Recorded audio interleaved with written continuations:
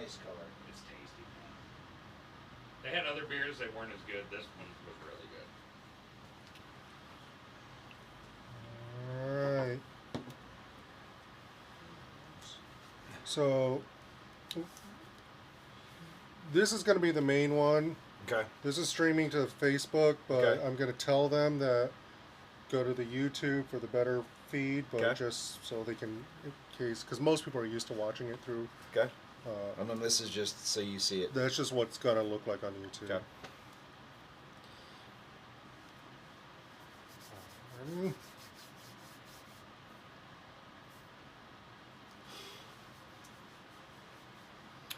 All right, hey guys, Matt here. I am here with Avery Jenkins.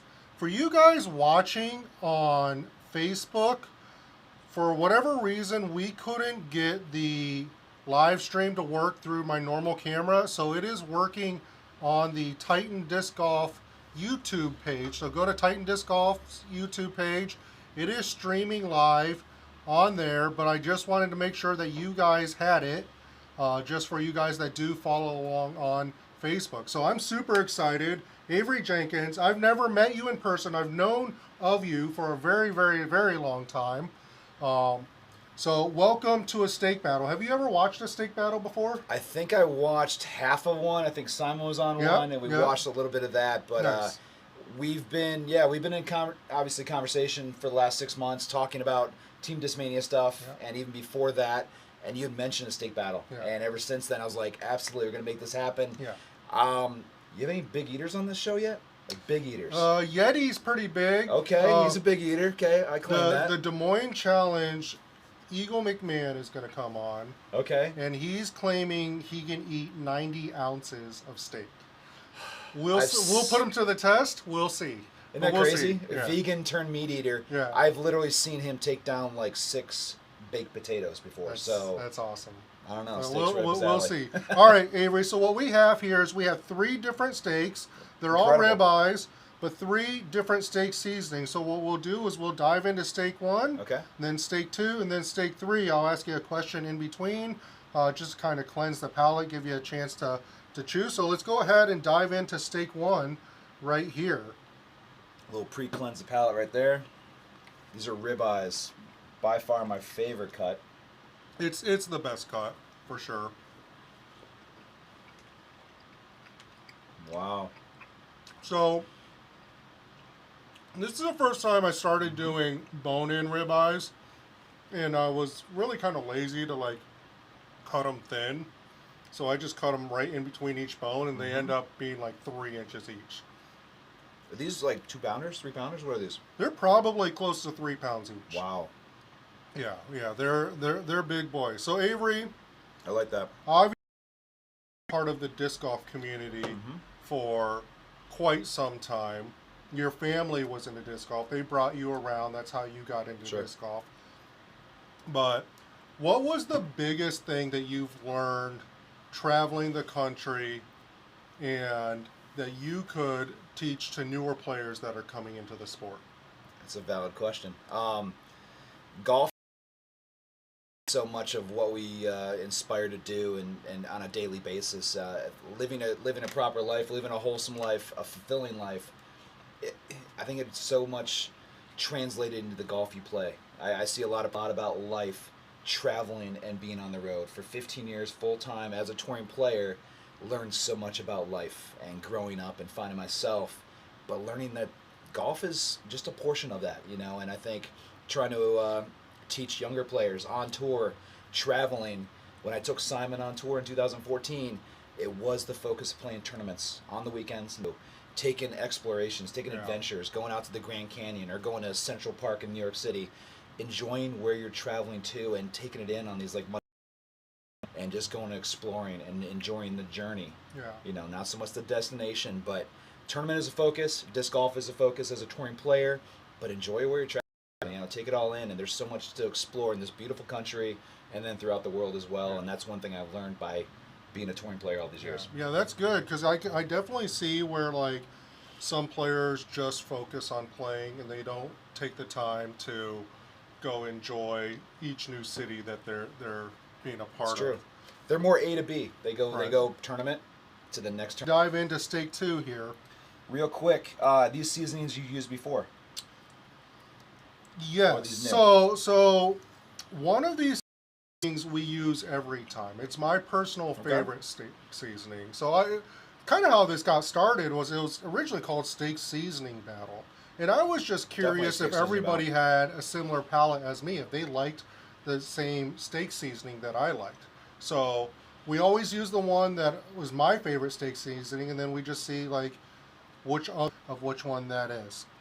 That's fantastic So, as well. so as you transition from being a player to being more of an ambassador and doing course design, what would you say is your favorite course that you've designed? That's a great question. I am getting close to and approaching 50 courses. Other 25 in various stages of completion, with fairway clearing to some maybe baskets or tee pad installs, to maybe even just this spring I have 10 course designs, which is keeping me busy. I've been doing like 11 or 12 per year over the last couple of years. Have 10 this spring. Back to your question on that is, man, there's some good ones out there. I was really of the ones that are completed out there, I got one up in northern Michigan Park. It's just south of Traverse City, Interlochen, Michigan, and par 66. It's a monstrous course, a wooded course fully, but some of the fairways are just like 80 to 100. Of course, it definitely cinches down to some techie, kind of technical shots, but then opens up to really kind of get down the fairway and some bigger shots. And the final hole is 950 plus feet for a. But I haven't played it yet, and I'm really looking forward to at some point to go back and play the courses that I do design. But that's by far my favorite that I've designed so far. Yeah, great. All right, let's go ahead and dive in. Yeah, it's a weird thing trying to time, setting all of this up and then making sure the steaks are all done at a certain temperature, how I like to have them. Transitioning from a player to being more of an ambassador, how did you decide that, you no longer really wanted to be just a full-time tour player and then, and get into other aspects of the sport? It's the life I live, involved in sport.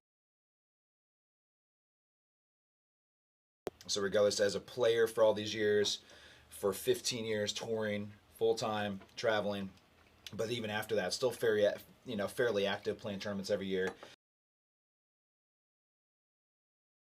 European Open every single year and haven't missed a single one since.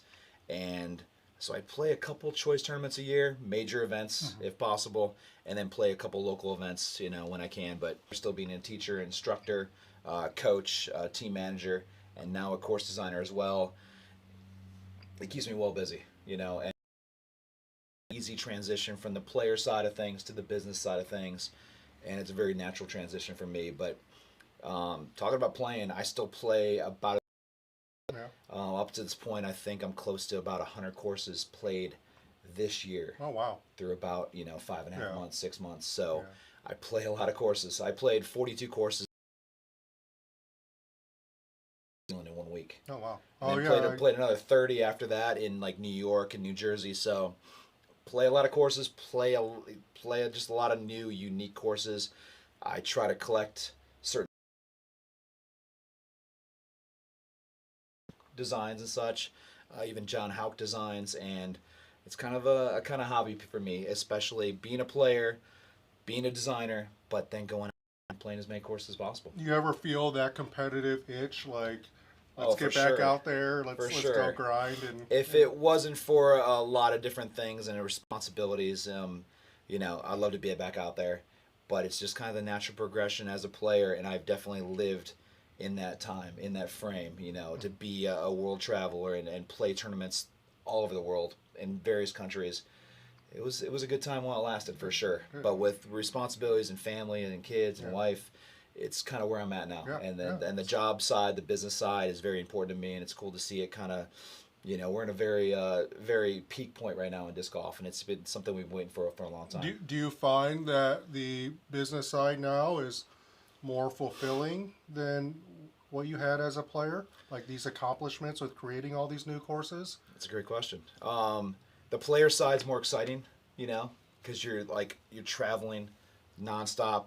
Every single weekend there's a tournament, and I still like when I see the tournaments and I'm watching the events and I'm seeing the results, I do get that itch, and it's a great place to be as a player, living in the moment right now and enjoy it while you can. You know, that's the place where you want to be as a player. But man, I really love where I'm at now. Yeah. You know, it's a very natural progression as a player to transition into the business side of things, and I'm very grateful and fortunate for where I am now to be able to still build courses and still be able to travel, and I feel like travel more now than ever, even as a touring player. So it's it's good to get around. It's fun to still visit a lot of places I visited when I was on tour as a player, and coming back around and revisiting a lot of places and seeing older friends and hanging out and still playing disc golf. Right. Playing stake. Yeah, of all things. this was stake 1. Stake 2, stake 3. Feel free to dive in if you need a refresh. I need to revisit 1 again. It's been a what your favorite are in order. So it'd be like 1, 2, 3, or 3, 2, 1, 2, 3, 1, or whatever. What is the order of your favorite stakes here? Gosh. Real quick, I want to talk about to kind of come back here. This was always a hot spot for disc golf, and to revisit here after all these years. I'm actually in town this week, designing the first 18 multi-golf. I just saw an article on it, Okay. and I had to read into it because I hadn't heard of multi-golf before. I've heard of foot golf. I've actually played. I'm a big fan. Obviously, disc golf. I didn't know what park golf was. I had to look that up. Okay. But yeah, no, I did look into it. It sounds a lot of fun. Tell people what it's all about. So multi-golf park combined and another kind of obscure sport called park golf, where it's kind of a plastic club and a wiffle ball, not an actual golf club and not an actual golf ball, but more of a dialed back kind of Mario version, as I say it.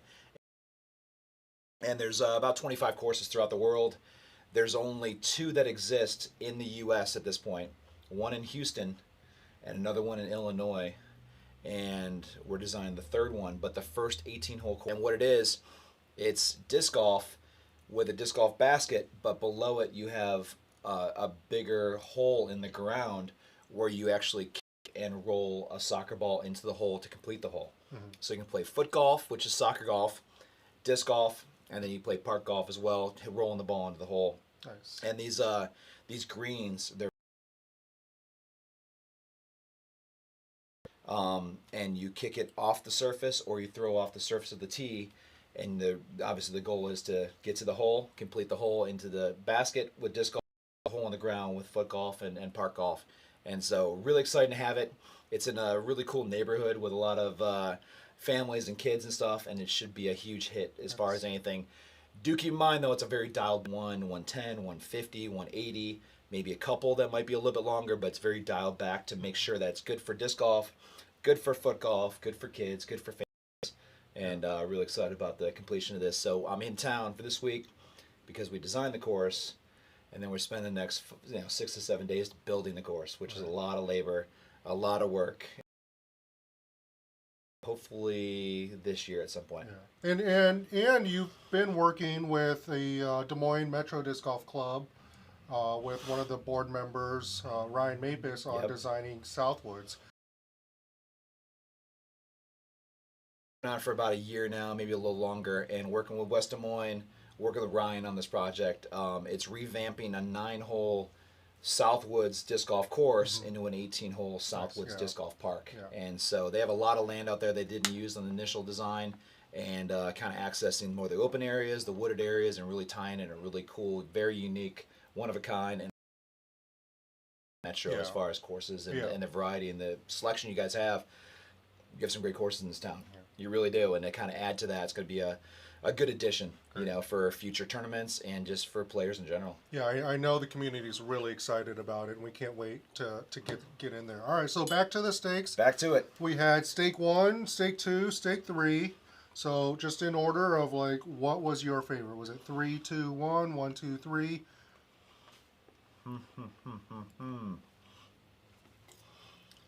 I love the seasoning on 3. Love it. I'm more of a 3, 1, 2. This would be my selection. I really love the flavor on this. The kind of more pepper, a little more heat to it. I think just go overall, just good flavor on the palate. I think 3 was the best.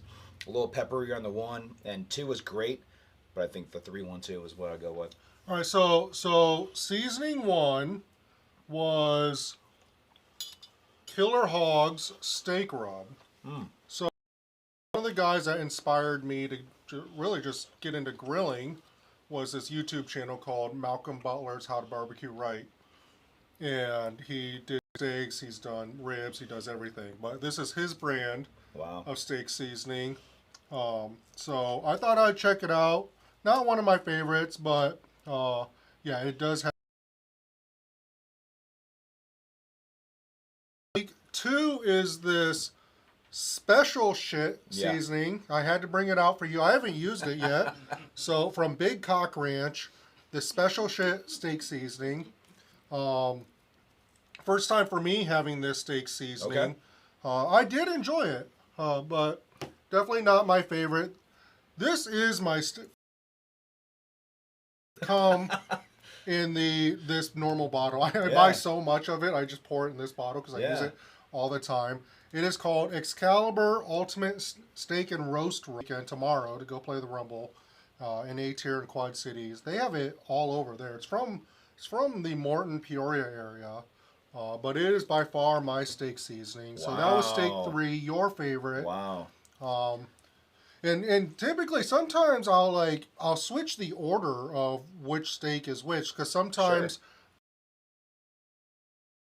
people are hungry and they like the first one better, and so I wanted to test out with having this one be the last one, because after you had a sense of testing all these ones out. So and you revisit after you have this one, you're like, all right, this one's and surprising. And I was like, man, I'm going to be way off. There's no way I'm picking the one that everybody else picks. Yeah. But that was phenomenal. This is my favorite. If you want some, I probably have a little bottle. Steak Battle Season 5. I've been doing this for 5 years now. That's awesome. I used to do it on my phone. Now we have a big setup. First one of the year? Nope, this is episode 5. Okay. So be on the lookout. The Des Moines Challenge Pro Tour event in 3 to 4 weeks. Yeah. I'm going to have as many guests as I can pack in. Confirmed Eagle. Love that. Become pretty good friends with Simon. Hopefully he'll want on again. Yeah. See whoever else I can get on. So we will see you guys next time. Thanks for coming. Who doesn't want to be a treat? Yep. Excited to be on. Yep, Thanks, man.